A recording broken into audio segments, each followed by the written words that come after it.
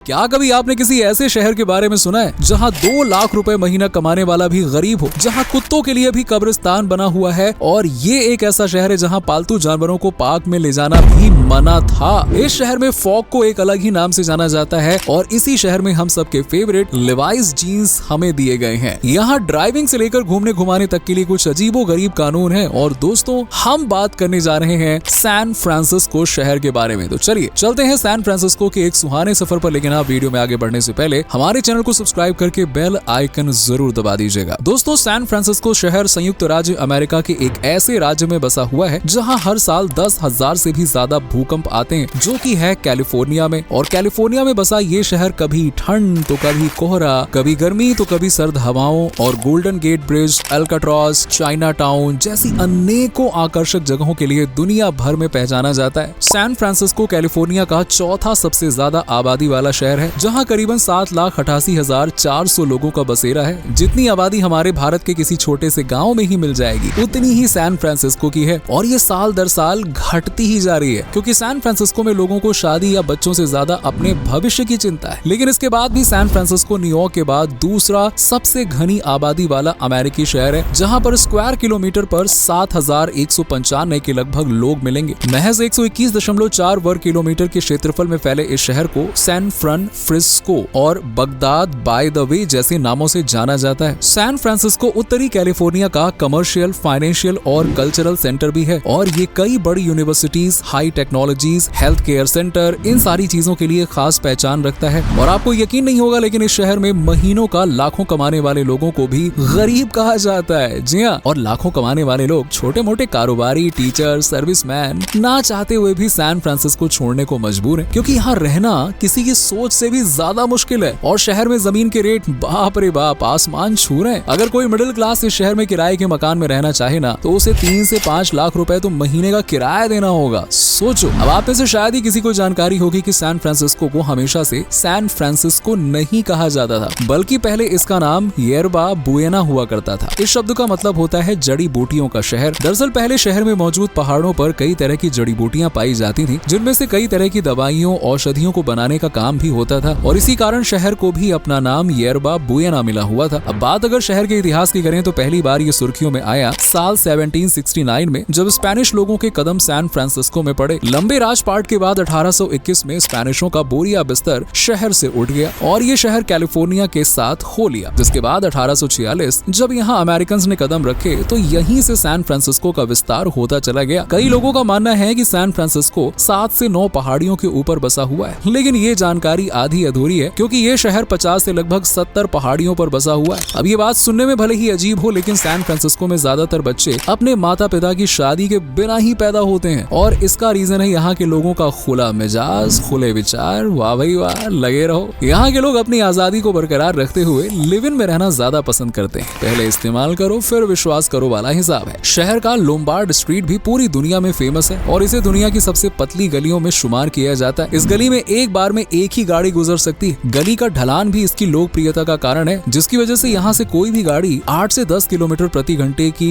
ज्यादा रफ्तार से गुजर नहीं सकती है। ऊपर से गली का घुमावदार रास्ता। ये छोटा सा शहर आज बेशक एक कामयाब शहर है, लेकिन प्राकृतिक आपदाओं ने समय समय पर शहर की कमर तोड़ने की कोशिश की। साल 1906 में शहर में भूकंप ने तबाही मचाई, लेकिन इस तबाही से ज्यादा बर्बादी करके गई भूकंप के बाद लगी आग ने, जिसने शहर को 90% तक मिट्टी में मिला दिया। लेकिन फिर भी शहर खड़ा हुआ और आज किस मुकाम पर है आप देख ही सकते हैं। सैन फ्रांसिस्को की सबसे फेमस जगह है गोल्डन गेट ब्रिज, जो कि आज शहर की पहचान बना हुआ है। ब्रिज का रंग इंटरनेशनल ऑरेंज है, लेकिन कहते हैं कि शुरुआत में इसे नेवी द्वारा काली और सफेद पट्टियों में रंगा गया था, लेकिन फिर इंजीनियर्स को ये रंग पसंद आया और यही शहर की पहचान बन गया। गोल्डन गेट ब्रिज दुनिया के सबसे लंबे और सबसे ऊंचे सस्पेंशन ब्रिज में से एक माना जाता है, जिसे अमेरिका की शक्ति और प्रतीक का सिंबल भी माना जाता है। आज लगभग 2,737 मीटर लंबा ये पुल समुद्र से 220 फीट की ऊंचाई पर है। पुल के ऊपर से रोजाना 1.25 लाख की लगभग गाड़ियां गुजरती हैं और ये भूकंप, सुनामी जैसे हर प्राकृतिक आपदा को झेलने में सक्षम है। सेकेंड वर्ल्ड वॉर से पहले द ग्रेट डिप्रेशन के दौरान बने इस पुल को कई फिल्मों में टूटते हुए भी दिखाया गया। हालांकि ये आज भी पूरी मजबूती के साथ खड़ा हुआ है। दोस्तों, सैन फ्रांसिस्को के लोगों से हम सभी को एक चीज सीख लेनी चाहिए और वो है निराश ना होना। मुसीबत चाहे कितनी ही बड़ी क्यों ना हो, इस शहर के लोग कभी किसी परिस्थितियों में हताश नहीं होते। यही कारण है कि हर मुसीबत में उनका सिक्का जम जाता है। उदाहरण है महामंदी। इस दरमियान अमेरिका तक की इकोनॉमी पर असर पड़ा, लेकिन सैन फ्रांसिस्को का एक भी बैंक बैंकरप्ट नहीं हुआ। ऊपर से गोल्डन गेट ब्रिज और बे ब्रिज जैसे इंफ्रास्ट्रक्चर निर्माण जारी रहे, वो अलग। सैन फ्रांसिस्को के लोग बच्चों से ज्यादा तो कुत्तों से प्यार करते हैं। इसका सबूत है कुत्तों के लिए बना कब्रिस्तान। जी हाँ, जहाँ अनेक कुत्तों की बॉडीज को दफन किया गया है। इतना ही नहीं, शहर में बच्चों के कंपैरिजन में 10,000 के लगभग कुत्ते हैं, जिन्हें यहाँ लोग अपना सच्चा साथी समझते हैं। यहाँ के लोग कॉफी से भी बड़ा प्यार करते हैं और इस बात का भी सबूत है हमारे पास। शहर में 300 से भी ज्यादा कॉफी हाउस हैं, जिनमें हर पल आपको भीड़ ही भीड़ देखने को मिल जाएगी। सैन फ्रांसिस्को अमेरिका के सबसे बड़े और सबसे पुराने जापान टाउन का घर है, जो अपनी सांस्कृतिक विरासत से भरा हुआ है। इसके अलावा इस शहर में एशिया के बाद दूसरा सबसे बड़ा और उत्तरी अमेरिका का सबसे पुराना चाइना टाउन भी मौजूद है। वैसे तो सैन फ्रांसिस्को में कई त्योहार कार्निवाल सेलिब्रेट किए जाते हैं, लेकिन हर साल मनाए जाने वाला क्रॉनिकल वाइन कॉम्पिटिशन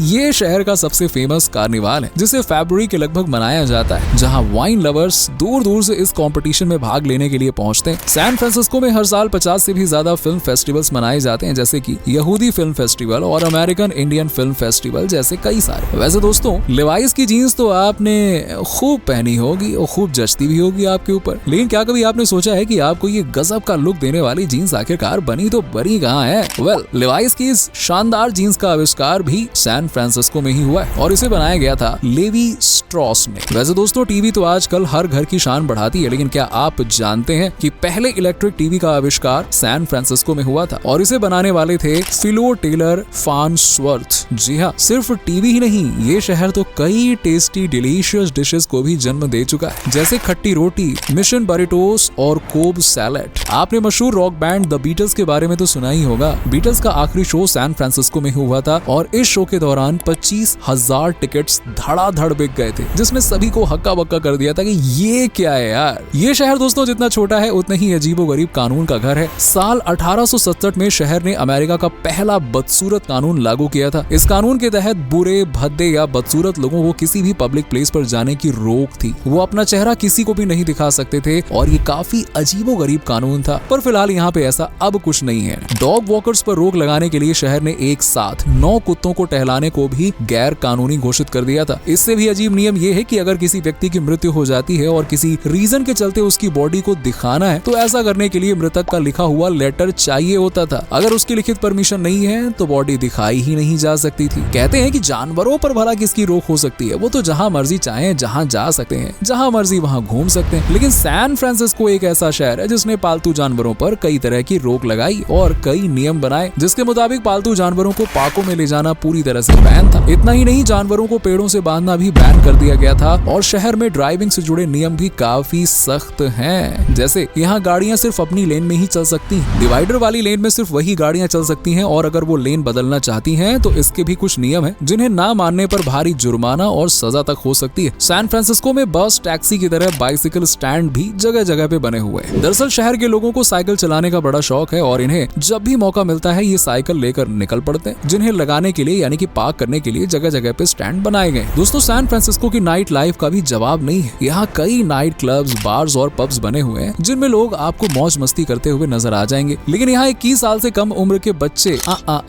कभी नहीं दिखेंगे, क्योंकि सैन फ्रांसिस्को में बार्स, पब्स में जाने और शराब पीने के लिए 21 साल से कम उम्र के युवा योग्य नहीं माने जाते और अगर कोई कम उम्र में ऐसा करता है तो उसे भी भारी भरकम जुर्माना भरना पड़ता है। शहर में सैलानियों को असली मजा देती है केबल कार्स, जिनकी शुरुआत 19वीं शताब्दी में मानी जाती है। ये केबल कार सैलानियों को एक अनोखी यात्रा देने में मदद करती है और उनके रोमांच को डबल बनाती है। लगभग 9.5 किलोमीटर प्रति घंटे की रफ्तार से चलने वाली ये केबल कार आपको कई अद्भुत नजारे दिखाने में मदद कर सकती है। दोस्तों, आप फॉग को क्या कहते हैं? तो आप कहोगे यार ये कैसा मजाक है भाई, फॉग को फॉग ही कहेंगे ना, और क्या कहेंगे, जो नाम है वही कहेंगे। तो दोस्तों, हम बेशक इसे फॉग कहें, लेकिन सैन फ्रांसिस्को में इसे अलग नाम से जाना जाता है और ये नाम है कार्ल। जी हाँ, सैन फ्रांसिस्को में दोस्तों बीते कुछ सालों में बर्फबारी बहुत ज्यादा देखी जा रही है। यहाँ बर्फबारी ने अब तक कई रिकॉर्ड्स तोड़ दिए। इसीलिए अगर आप सैन फ्रांसिस्को जाने का प्लान बना रहे हैं तो गर्म कपड़े अपने साथ में रखिएगा, क्योंकि मौसम कभी भी पलटी मार सकता है। शहर में घूमने और देखने के लिए कई जगह हैं, जिनमें से सबसे पहले तो गोल्डन गेट ब्रिज ही आता है। इसके बाद आता है गोल्डन गेट पार्क, जो कि 1017 एकड़ जितने विशाल एरिया में बना हुआ है और कई अलग अलग पेड़ों, पौधों, वनस्पतियों के लिए जाना जाता है। इसके अलावा लीजन ऑफ ऑनर यहाँ का प्रमुख म्यूजियम है। अल्काट्राज द्वीप किसी जमाने में यहाँ रहने वाले कैदियों की दास्तान सुनाता है। इसके अलावा आप यहाँ पे अलामो स्क्वायर नाम की जगह को भी भी देख सकते हैं। लेकिन हाँ, याद रहे कि सैन फ्रांसिस्को एक महंगा शहर है, तो बजट 5 से 6 लाख के नीचे नहीं उतरना चाहिए, वरना दिक्कत हो सकती है। दोस्तों, उम्मीद है कि ये शहर और इससे जुड़े फैक्ट्स आपको पसंद आए होंगे। वैसे वीडियो और हमारी मेहनत पसंद आई हो तो इसे लाइक और शेयर करें, और हाँ, चैनल को सब्सक्राइब भी कर लीजिएगा। चलिए मिलते हैं आपसे अगली वीडियो में, तब तक के लिए बाय बाय, टेक केयर।